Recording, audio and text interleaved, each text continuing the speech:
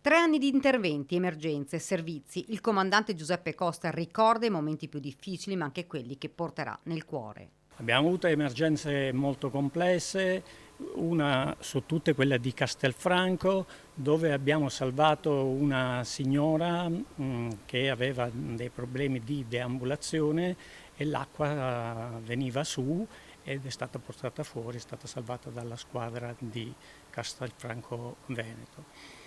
E a livello invece di incendio vi posso dire che l'incendio a Conegliano, quello della catena cinese Aomai, e quello lì è stato un incendio molto molto particolare perché eravamo a ridosso della città di Conegliano, eravamo sulla tangenziale e abbiamo impegnato all'incirca 15 ore per poter spegnere quell'incendio. Giuseppe Costa saluta Treviso. Dopo la promozione è stato assegnato in Emilia-Romagna come responsabile dell'ufficio soccorso. In questo periodo ero invaso, diciamo, da un mix di sentimenti.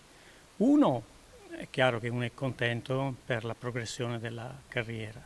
L'altro era invece di nostalgia per il fatto che non potrò più ritornare al comando di Treviso. Il comandante ha ricordato come sia fondamentale la sinergia fra le varie forze dell'ordine, fra i soccorsi, perché la gente, ha sempre detto, non guarda la divisa. Vi devo dire che la sinergia che si è instaurata a Treviso non l'ho trovata da nessuna parte. Qui abbiamo una squadra compatta, fatta diciamo, da tutte le forze dell'ordine e congiuntamente anche alla protezione civile ci mettiamo tutti quanti assieme per gestire le varie emergenze. Poi saluto ai Vigili del Fuoco di Treviso. Ho avuto il privilegio e l'onore di poter dirigere e di poter dare quei giusti indirizzi per dare un servizio sempre migliore al cittadino.